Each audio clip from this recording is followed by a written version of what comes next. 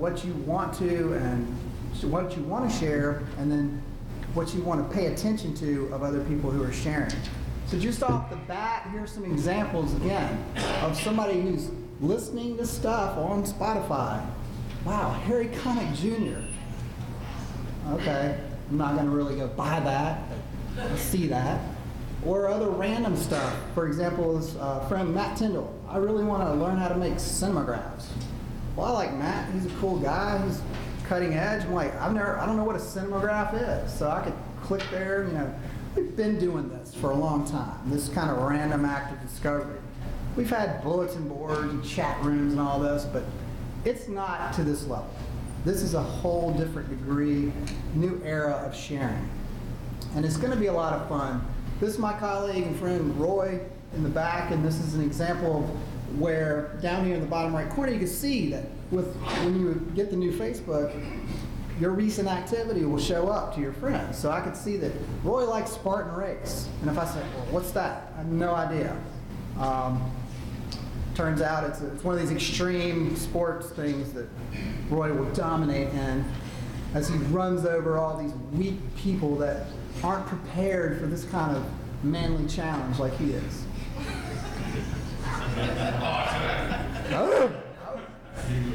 So I was like, oh cool, I didn't know what that was. Maybe I want to sign up now for the other age group participants. Or he had liked an application called Shaker. I'm in the stream. I don't know what Shaker is. I'm going to stop to check it out. It turns out that Shaker looks like a pretty interesting new avatar-based social media network, something or other. I'm like, I got to check that out. See what that's all about. So there's just going to be an amazing amount of things that you're going to be able to discover based on people that are sharing with your networks. Well, all right. Well, how are we going to take advantage of this? Social discovery. First of all, you got to start paying attention to what is happening, particularly from Facebook. We'll talk about Google here as well. But I think for businesses to compete, you're going to need to appetize your business. App it. Get an app. It may not have to be a real app, but the way the Open Graph's now working is that you can create an application, be it web-based or not, and specify what the objects are that people can act on and the actions that are associated with them. And I think the theory is going to be less marketing, less crap being put out in the stream, and more storytelling. How are you going to compel somebody to say that they're interacting with your product or service? What is going to make somebody feel good enough to talk about the fact that they just bought something from you and tell their friends about it? We know that works great for Starbucks or Nike, but what about my little business that does internet marketing? What do I have that somebody can click on? Just SEO'd my website up. Whatever. I don't know what it's going to be, but it's going to be more about that. Facebook had a good example of a bogus cooking website, for example, that could allow a user to click a button and easily add that application or website to their timeline. One-time permission and you're done.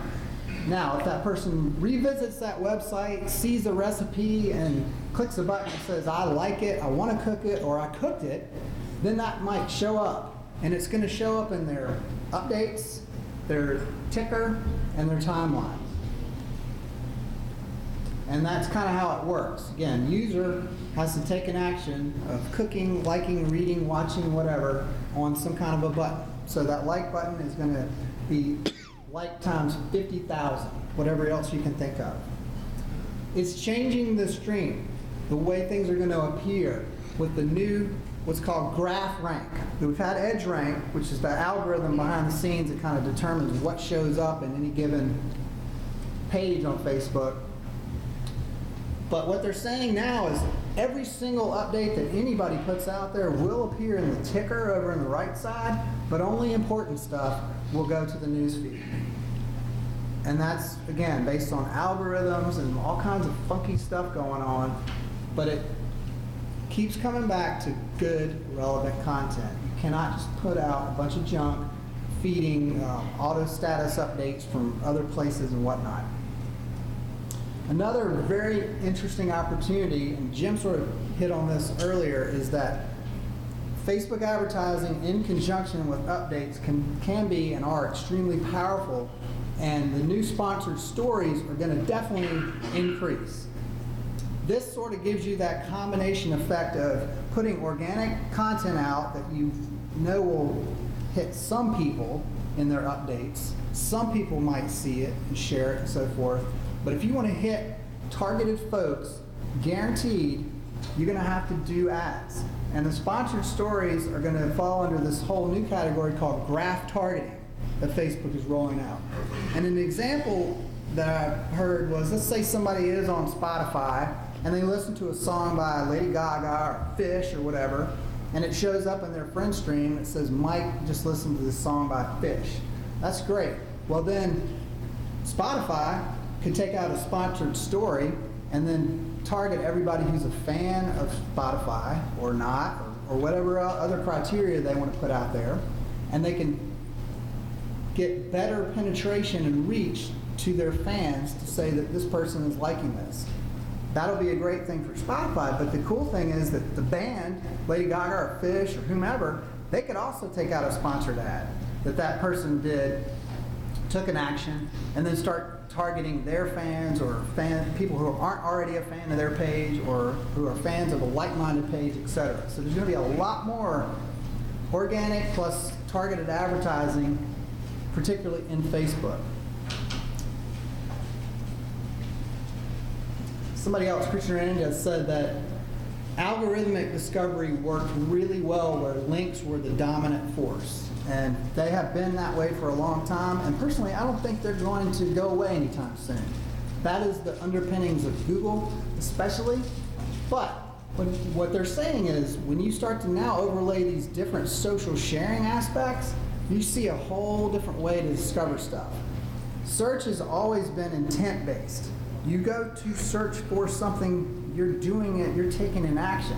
Whereas with discovery, the kind of antenna part of you goes, wait, you're not intending to look for this stuff, it's just randomly hitting you. That's true to an extent, but you're still in Facebook, you're still doing a Google search, but now you might see results that are much more relevant to you because of your social graph and your connections. All right, we cannot avoid speaking about Google. What about Google? Facebook, yeah, they had their big moment in the sun, but these guys were both swinging for the fences between the two of them. Google accounts for 11 billion searches in August, right? Facebook is just a little wimp compared to Google. I mean, yes, 700 or 800 million users or whatever, that's like, nothing compared to how powerful Google is on the whole. And we all know Google came out with their own +1 family of stuff, which is a little confusing, but their own network, Google Plus, is getting traction. There was some buzz a month or so ago, people were like, yeah, everybody got on there and then they left. It's like, no, they didn't. It was still in beta. And then they opened it up for everybody. And guess what? They went off the charts. They got 50 million users and growing. They got that in 88 days. And it took 3.5 years for Facebook. So Google is not going anywhere. And it's Google. Google. And Chris Brogan, social media consultant, said, if you're Google and you got all that data for the last 15 years or whatever, you're not going to sit on your laurels. You are going to use that to your advantage, and they're doing it. And I love this quote from Scott Ellison. Theoretically, Google has the edge. No kidding, right? Because Facebook's not a search engine. It kind of is, but it's a protected area. And there's speculation, Facebook could be a better search engine unto itself, but a lot of that stuff is still behind the wall. It's still hidden from privacy settings and so forth. But we're seeing the change in search results. For example, if I log out and I do a search for something like online music, I might see something like Pandora in the first bit of results. But if I'm logged back in, yeah, it didn't necessarily change the ranking too much. It actually moved up a spot, but I see somebody that I'm connected to who's +1 this. And we're seeing that now with the +1 button being just like the LinkedIn sharing or retweet this or like this on Facebook or whatever. It's impacting search results as we speak. And Google alone has so much more diversity of search now. It's not just the box by itself, but you're getting personalized searches, social, instant, where you start typing and it's filling stuff in, trying to second guess what you're looking for right off the bat. Local and mobile, huge. Preview, and they played around with real-time search, that they were tied into Twitter and then they weren't, but as Jim said, Bing has got an announced relationship with Facebook and they're doing stuff on their end. So all these guys are looking at social in a whole different light as it relates to the search engine results.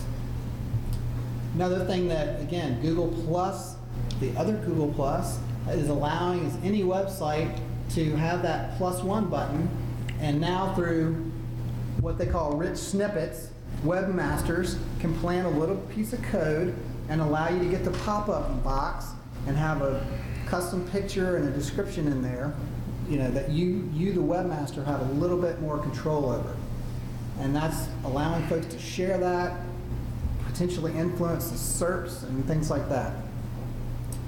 Another neat thing is that Google's reporting that the average person, we're getting bombarded with stuff, and now it's like 10 pieces of information versus 5 just a year ago. And you know a lot of that's from the social stream of just stuff coming at us. In a lot of ways, the social discovery is going to be about good curation. We have to help each other. It's like we're codependent now. We have to help each other wade through all this stuff to find out what's really important. Jim also touched on this briefly. This notion of social authority is growing. That's where people with more authority, and for example, if you've seen Clout, there are services out there that attempt to tell you whether or not you have any credibility on social networks or whatever, and they'll give you some kind of ranking. But Google has admitted that they are now taking a look at those signals that are coming from sharing on social networks, and they call that authority rank. So if you've got some sleazeball like Guy Kawasaki who pumps out 8 gazillion items a day, he, for better or worse, is very authoritative in Google's eyes. So if he retweets something that you say, it could get ranked on Google quicker than something else. It may be temporary, but it will have a bearing as opposed to their traditional 200+ criteria that they use in their normal page rank.